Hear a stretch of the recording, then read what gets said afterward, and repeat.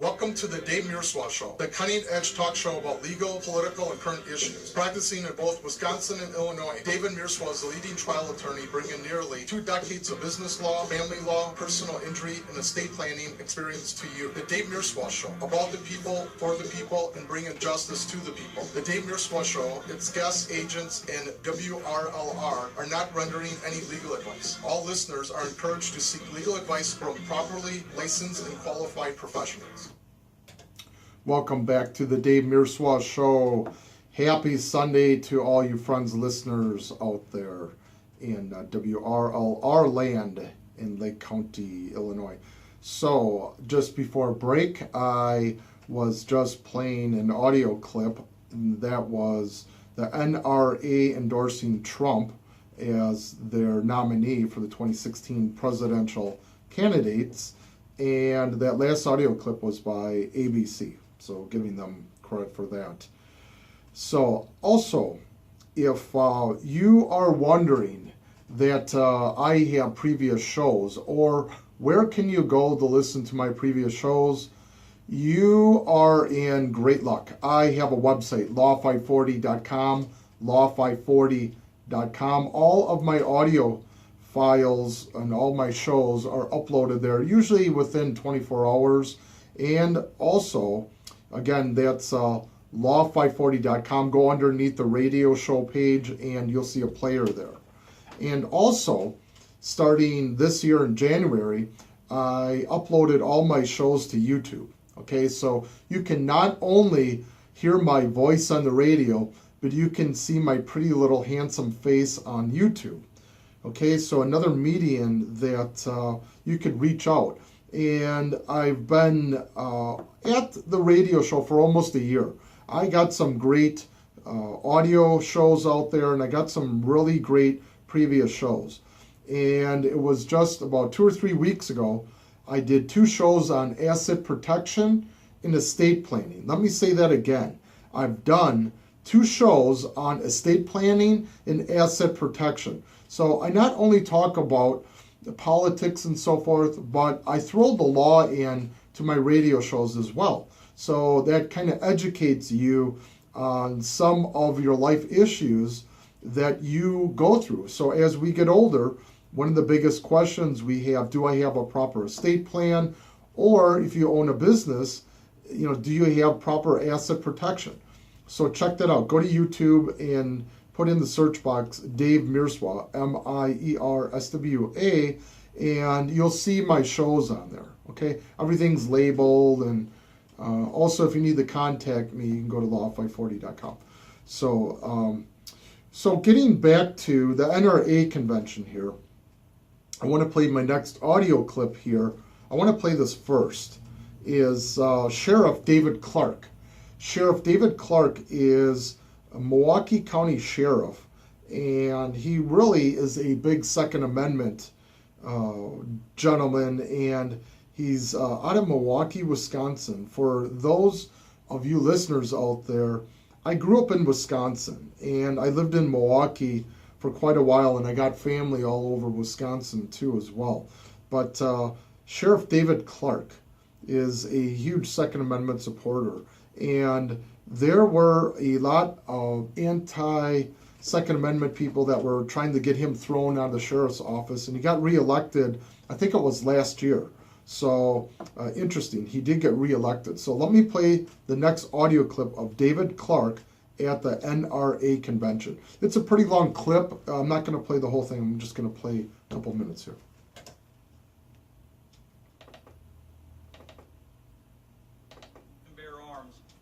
Opportunity. He spent a lifetime protecting his community and his belief in our freedom. Please help me welcome our friend, the People's Sheriff, David Clark.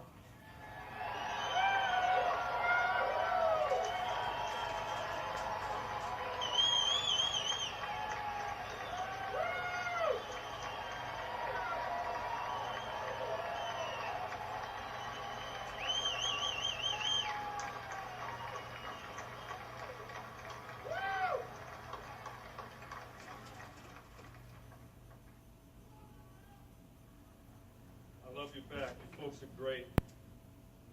Thanks for sticking around. Let me be clear on one thing. Blue lives matter, police lives matter, cops' lives matter.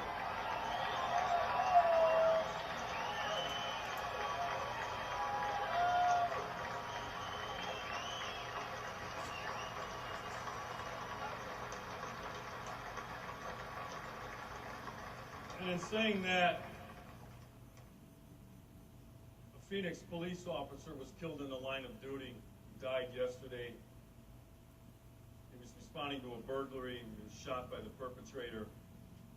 So please keep him and the Phoenix Police Department in your prayers.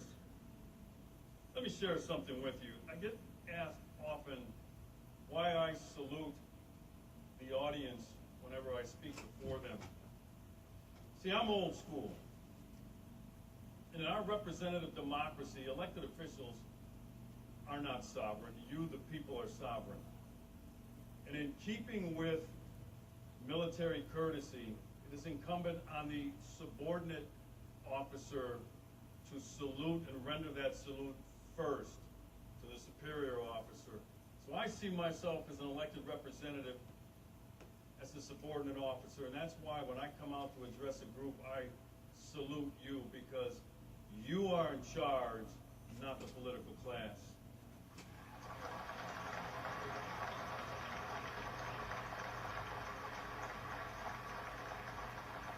As my good friend Sean Hannity is fond of saying,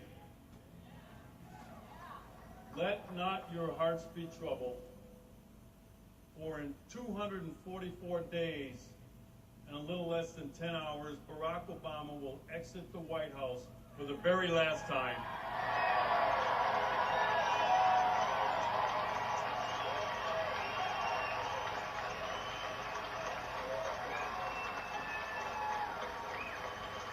And finally, his reign of terror over your freedom, over your Constitution, and over your right to keep and bear arms, his reign of terror will be over.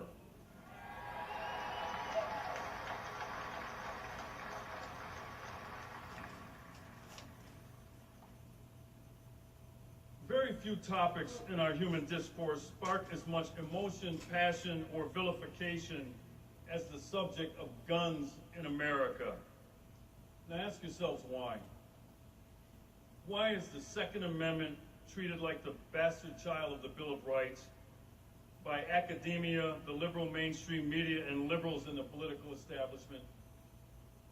It's not about reducing mass murders, suicides, or street-level violence.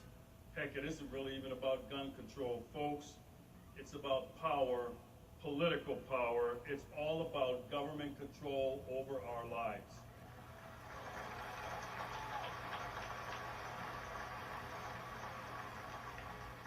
These anti-gun bigots on the left realize that in order to grow a more centralized government, they have to defeat several powerful citizen-based organizations. These anti-gun zealots realize that to win a political argument, you need two things. You need a common enemy and a common language. To the anti-gun left, the common enemy is the National Rifle Association, and you, its freedom-loving members. While the common language of the AGI, you know who the AGI is, right? The anti-gun idiots. See, to the AGI, the common language is that guns should be outlawed and only the government should have them. Gun-supporting advocacies like the NRA are our lobby on Capitol Hill and in state legislatures guarding our Second Amendment right 24/7, 365.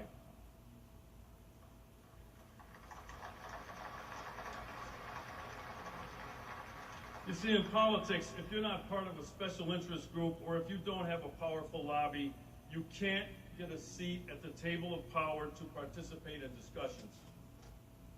As sheriff, I took an oath to uphold and defend the United States Constitution, all of it.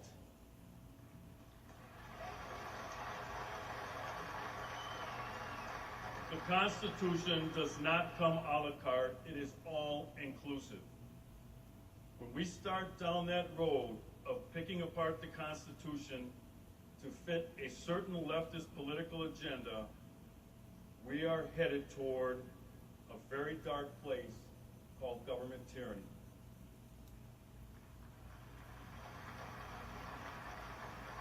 While there are so many attacks on our Second Amendment right to keep and bear arms, what's interesting is that this is a recent phenomenon. For most of our nearly 240 years as a constitutional republic, the right to keep and bear arms was never seriously questioned. It has only been in about the last 30 or 40 years that this inalienable right has been challenged. We have been conditioned by freedom-loathing gun haters away from gun ownership and even gun possession. You can go all the way back to early man, where weapons were used against threats as a matter of survival and to provide sustenance for daily existence. Like everything else in life, technologies emerge, and thousands of years later, the weapon became a gun, a firearm, but the need to defend oneself against threats remained the same.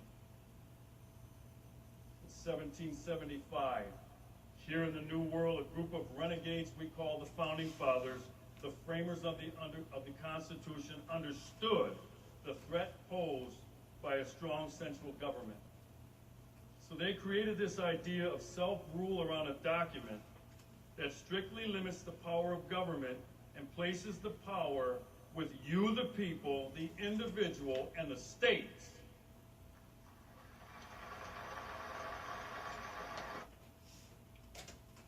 Okay, that was Sheriff David Clark out of Milwaukee, Wisconsin, a huge constitutional supporter. And I want to point out one thing, that all officers, when they get sworn in, they have to take an oath to protect the Constitution and uphold the laws of the United States. And as an attorney, a lot of attorneys seem to forget this as well. I took an oath almost 18 years ago as well to uphold the laws of the Constitution and to defend the Constitution. So all these attorneys I see at the courthouse, and they seem to forget that, and I haven't.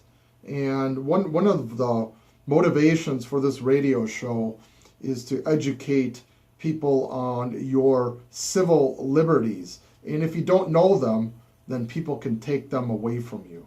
So part of the show is to open your eyes as to what are your rights as individuals and what are your civil liberties. Okay, let me play the next audio clip here. I only got a couple minutes left in the show. Here's Wayne LaPerry at the 2016 NRA convention. I'll play him for a couple minutes, and then we'll have to end the show because it just goes too quick as usual.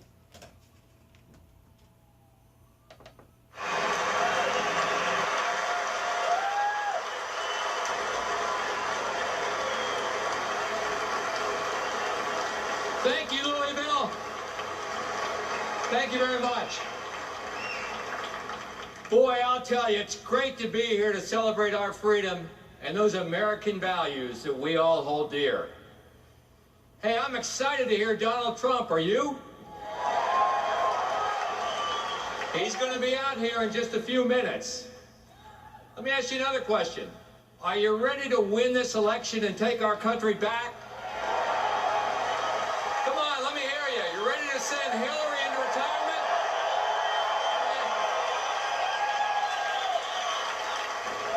Or maybe an orange jumpsuit?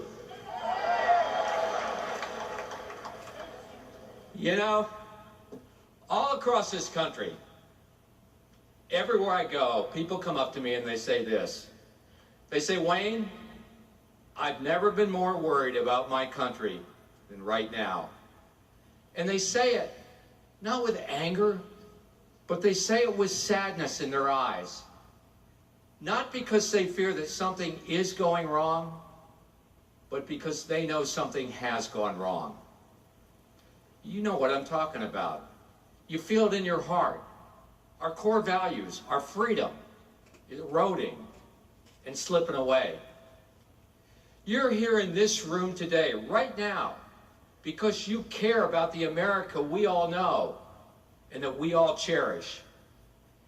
And you're here because you're worried that our country and what it stands for is disappearing. In this room, we still see the America that we have always loved. We still see the freedoms that have always made America the greatest nation on earth. We in this room, we are America. We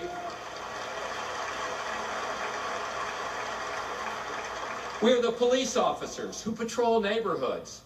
And we're the firefighters in this room who run toward the fire. The servicemen and women who have answered the call.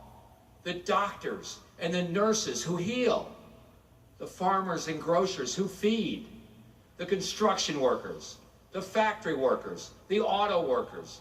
And the tradesmen who keep America running every day. We are the teachers of our children and the leaders in our churches, and we're the volunteers in our communities. Americans, all bound together by a common noble cause, the individual freedom bestowed to each of us at our birth. We at the NRA embrace and hold dear what makes us uniquely American: family, responsibility, patriotism, mutual respect, honesty, civic duty. These values are still alive in this room, right now, and within the hearts of millions of Americans just like us, all over this country. But there are other rooms where the America that we see is no longer visible and no longer wanted. Rooms where our America is being transformed by the political and media elites at the highest levels. In rooms at the White House, political elites are changing our country, one policy disaster at a time. Failed border policies, failed education policies, failed economic and tax policies, failed healthcare policies, failed energy policies, failed foreign policies, failed criminal justice policies, and failed defense policies. And together, they're shredding the very fabric of our country and transforming America into an America you won't even recognize. To carry out that transformation and finish the job, there are rooms where hand-picked superdelegates have rigged the election and circumvented voters to coronate Hillary Rodham Clinton into the White House. It's a dirty, inside game. It's a corrupt system, but no one should be surprised. Corruption has followed Hillary Clinton almost her entire life, and so is failure.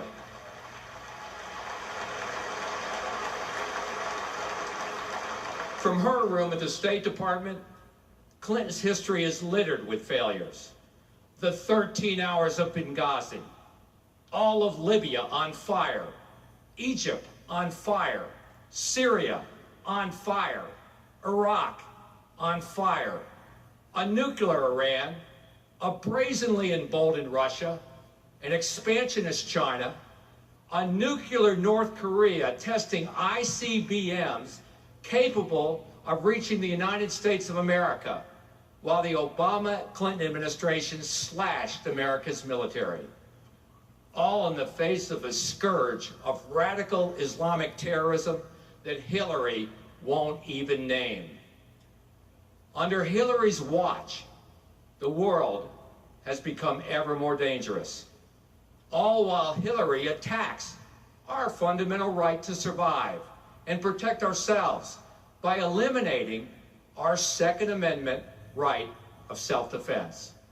If she could, Hillary would ban every gun, destroy every magazine, run an entire national security industry right into the ground, and put your name on a government registration list. If she gets her hands on the Supreme Court and stacks it with just one more justice, every total gun ban she dreams, every confiscation scheme that she craves will stand up in her court, and we'll all be kissing our Second Amendment freedom goodbye. Folks, I'm not kidding. If she gets just one Supreme Court nomination, Hillary's court will hold that the Second Amendment is the government right, not an individual right, and you can kiss your guns goodbye. That's not the America that we inherited. Okay, that was Wayne LePerry from the NRA conference, and I got to wrap up my show here. So I hope you enjoyed today's radio show. Again, all my shows are uploaded to law540.com, law540.com, or with usually within a couple of days, it's uploaded to YouTube, so you can listen to all my previous shows and also uploaded to YouTube. So I hope you enjoyed this radio show on the NRA. I'm going to be back next week, 12 noon, with some new topics. And again, I wanted to say thank you to my wife for helping me this last week dealing with the situation with my mom. So again, a big shout out and a big thank you to her. Folks, once again, I am out of here. I will talk to you next Sunday, 12 noon. Take care of yourself and your family and friends. Take care now. Bye.